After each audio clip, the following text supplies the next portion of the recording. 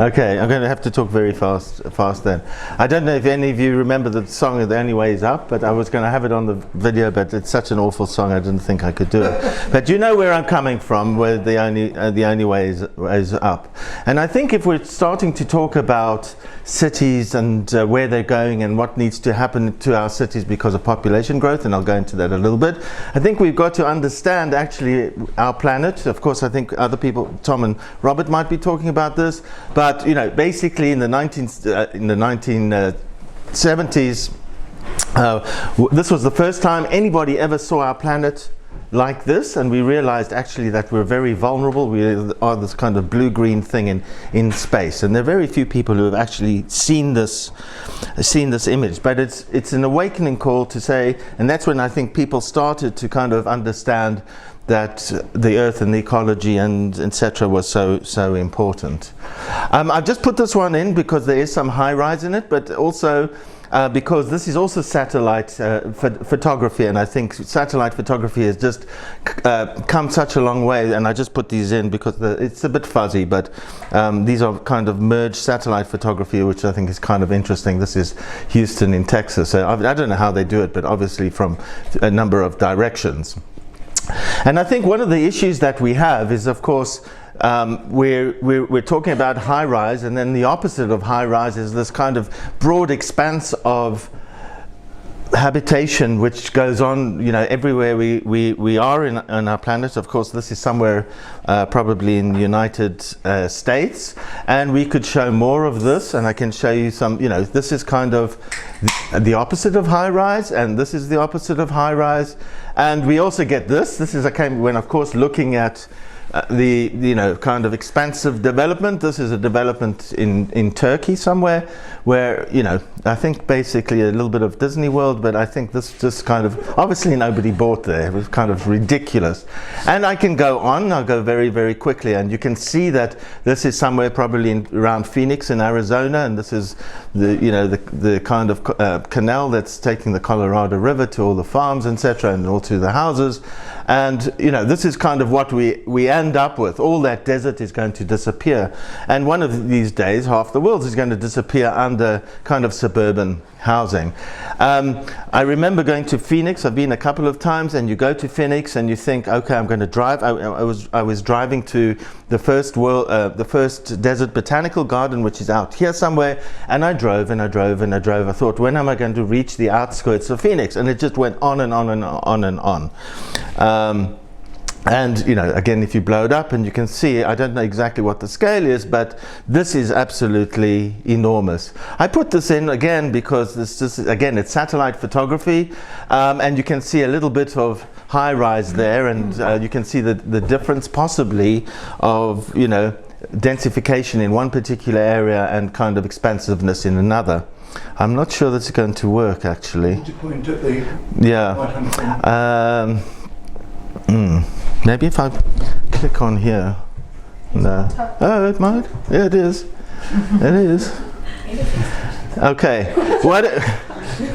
All right. What it's going to show actually is, as we're sitting here, what it should show. I'm not sure I'm going to ever get back into the talk. But what it's showing is this counter of the population growing as we're sitting here. You know, it's billions. It's going and it's going. Here we go. I don't have time to show you, but there's this counter, and it's going click, click, click, click, click, click, click, as children are getting born, and I suppose as people are dying. So I'm going to have to try and get out of here now. How do I get out? Maybe if I press this. Maybe the back. Or the first tab at the top. Where? I'll go to the top where it says World Population Clock. No, I just want to get out of this because I don't have time. That tab at the top. Up here, you think? Stop, maybe. If you go to the world where it says World Population Clock. Oh yeah, clock. Get that. Okay, that's a good one. Oops. There was the other one. Click on Marshall, Bin Marshall. Why didn't somebody instead of stand, you know, giving me directions, do it for me? Is this what you were talking? No. There was something in here. No. All of them. I don't know. No. Oh, hang on. All right, we'll go back. No, I don't want Tom's. Oh, sorry. You can't have it. Okay, let's go. Where was mine? Scroll this. Yeah, hang on. It's here. Okay, let's go. All right. Okay, we're back in. And here you can see it's obvious. I mean, we've all been there and we've done it and we've tried to understand how the population of the world is increasing. And of course, where are we? 2020, 7.5 billion, and we're going to 9.2 billion by 2050. And of course, this is world population, but we have the same problem in Europe, whether we're part of Europe or not part of Europe. There's this huge increase from 1960 to 2019 by 106 million people. So where are we going to stick all these people? Just to tell you about mega cities, we think London is possibly, or Istanbul is the biggest city, but Moscow is actually the largest city. And we look at kind of London, because we're meant to be talking about London, and we look up that the population of London is 8.9 million, and it's up 7% from 5 years ago. So we have a real problem. It's not something that's going to go away. And if you look at the statistics, you can see that the population of London is growing, the employment is growing, the workforce is growing, and they all need housing. And the dwellings are kind of going, but up, but probably not fast enough for many people. And then everybody knows about the blue banana, and we have these different various bananas and these strategies for growing in Europe, and I don't have time to talk about these. Okay, so we get to this point that we have a problem. Where are we going to put all these people? The other thing I think high-rise, by some people, it seems to be something that's awful, that's not very good, it's not very nice, etc. I kind of find it attractive. So why do we find some people like me find high-rise kind of attractive? Okay?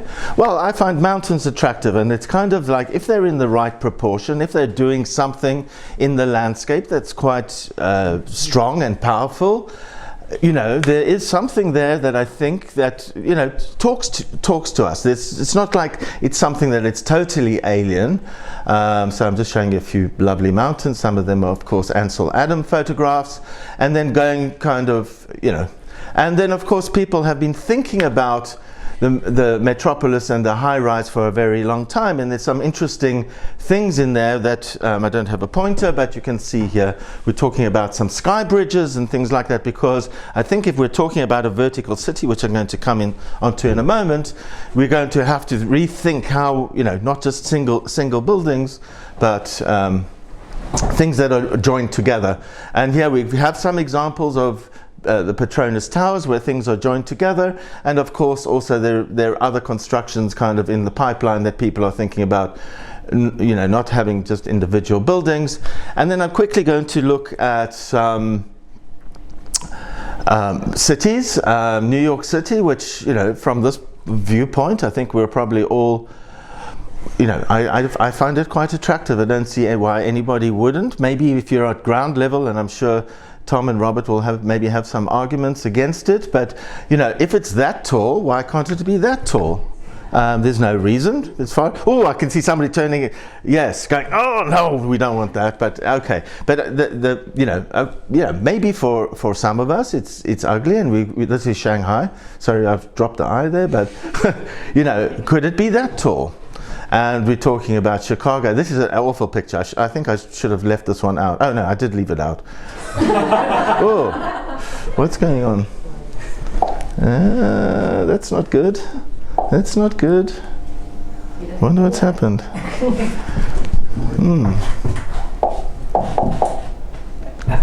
Oh, we have a problem. Houston, we have a problem. Okay, let me see if I can go back. Wonder why it wasn't showing it. Yeah. Okay. Maybe I'll leave these up in case that. Wonder why it's not play. Maybe play. Play from the current page. Okay. Oh. All right. So hopefully, yeah. So okay, that was the awful one. I didn't want to show you. Again, kind of just from a kind of character point of view, or from an urban landscape point of view, I don't think that's so bad. It starts getting a little bit nasty, I think, when we start having designs that are actually too much of the same character, and I think this is where we start saying, oh no. Everywhere looks the same. Well, this is just bad design, isn't it? It's not the case of that it all looks the same. It's pretty poor. Well, we need to change it. That's our job. That's how it is in England. That's our job. Anyway, never mind. There's maybe there are things we can discuss it. Maybe there's things to learn about it. It's kind of the way things are arranged, and if you arrange any kind of landscape or a painting or whatever, it needs to be organized in a particular way to stop it from being ugly. Maybe it's the gaps, etc. But when we look, I think this is one of the most iconic views in London, and one of the best views in London in terms of Canary Wharf. Of course, Tom he has to live with it, so he might say that it's bloody ugly, but these two kids like it, I like it. And this is the kind of photo montage of the City of London for 2026.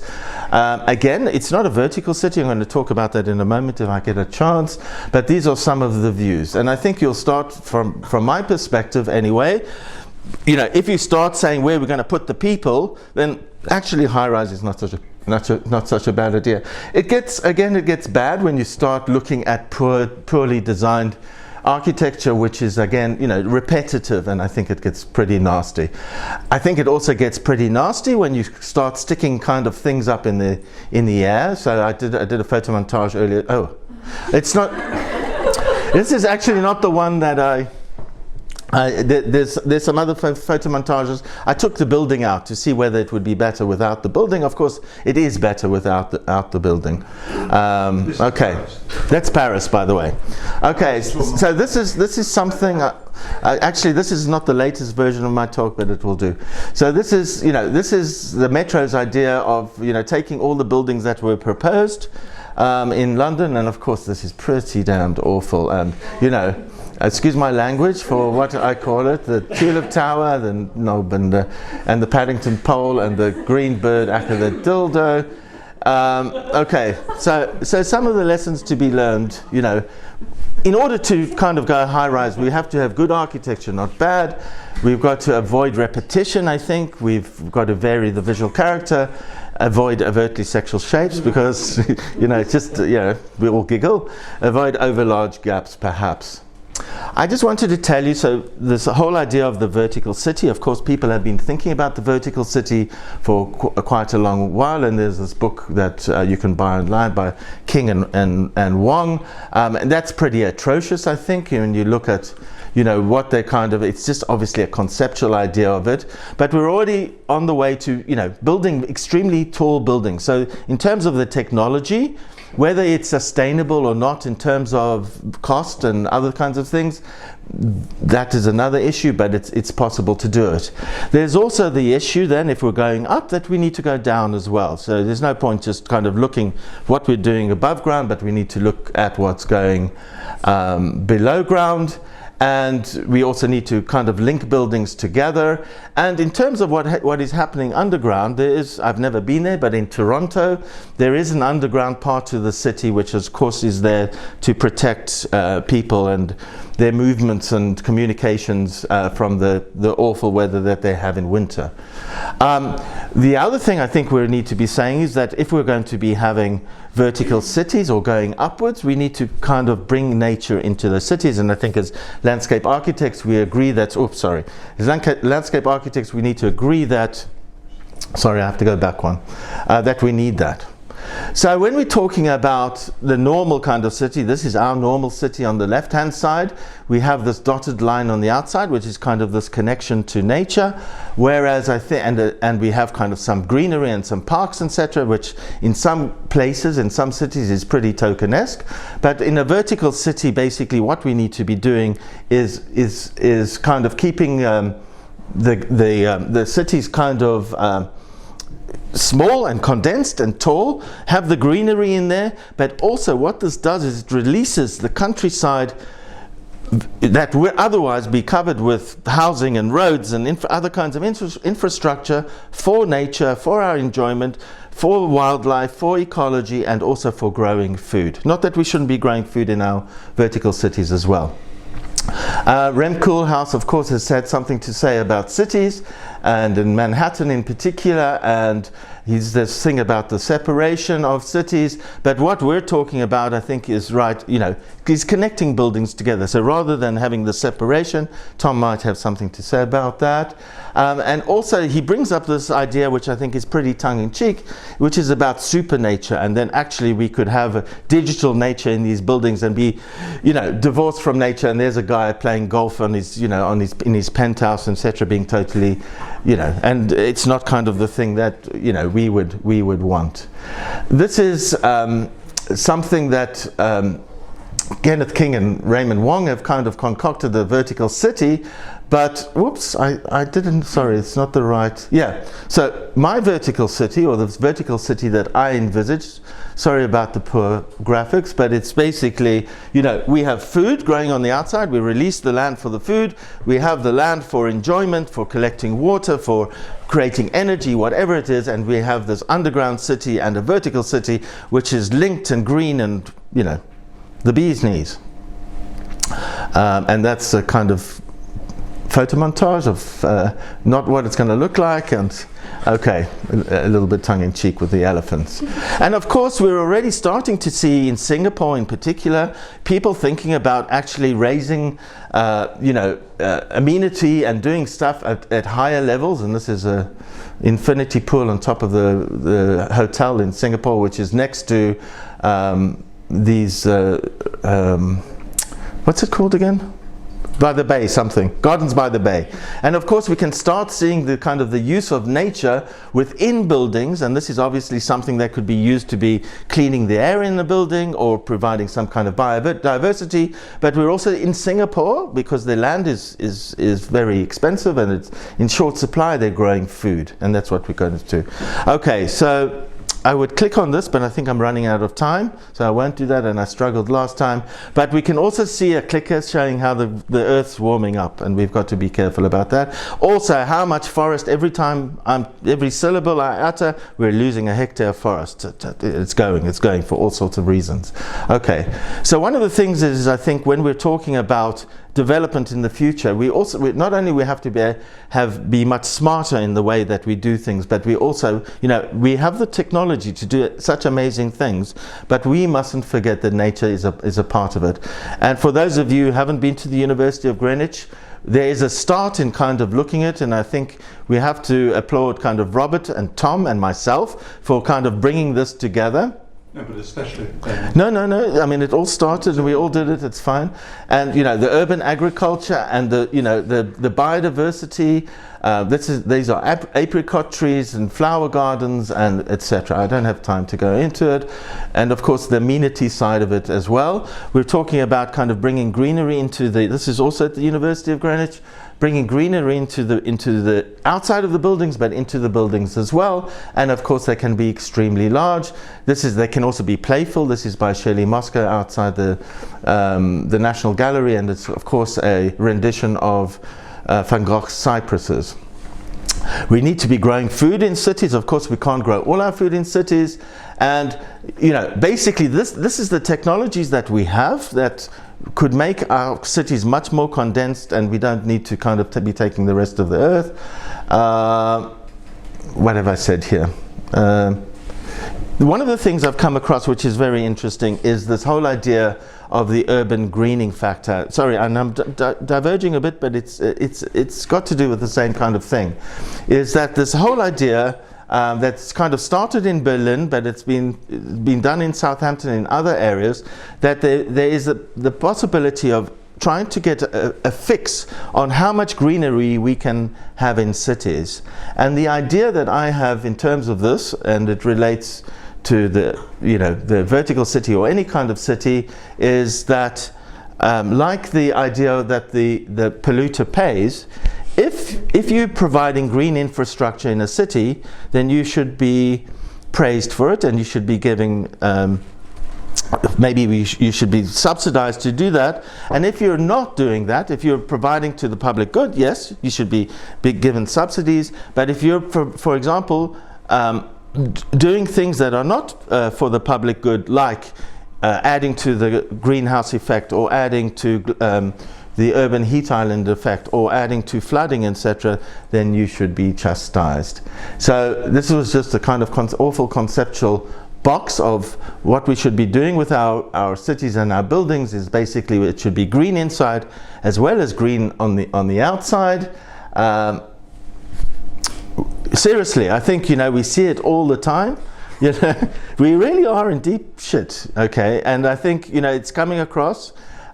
We are kind of losing our planet. We are losing a lot of our species. This is just an image of where I grew up, a Google map of where I grew up in South Africa. And when I was a child, I could go out into my garden, pick up a tortoise. I could see baboons running around. I could find a chameleon, etc. They don't exist anymore, okay? They exist outside of where I was, etc. And this is I just came across this interesting graphic, which it just shows about the weight of the Earth's mammals. And you can see that humans, our pets and livestock is huge.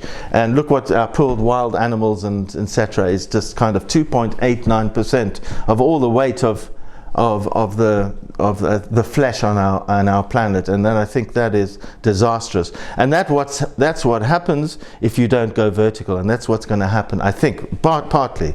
I mean, you can argue that. Okay, so I just put this in as well, kind of, you know, how many species need to become extinct? I know that tortoises aren't extinct. I found this when I was kind of doing some research. Can you imagine a 344-year-old tortoise? Oldest tortoise is dead, and that's kind of, he died of old age, I reckon. Didn't die from climate change, but anyway. So this is our blue marble. I don't know, in the UK, do you call a big marble a gun? It wasn't, no, okay, in a gun. Yeah? It's Afrikaans, and yeah, it was called a gun. So yeah, you know, this is our marble, and really I think we're all responsible for it, and we have to have some pretty big ideas to help. I mean, you know, we can't do it alone, but as landscape architects, I think we have a say in how these things can be planned and what we should be doing. Sorry, it was very fast and furious. Good. There you go. Thank you. Okay.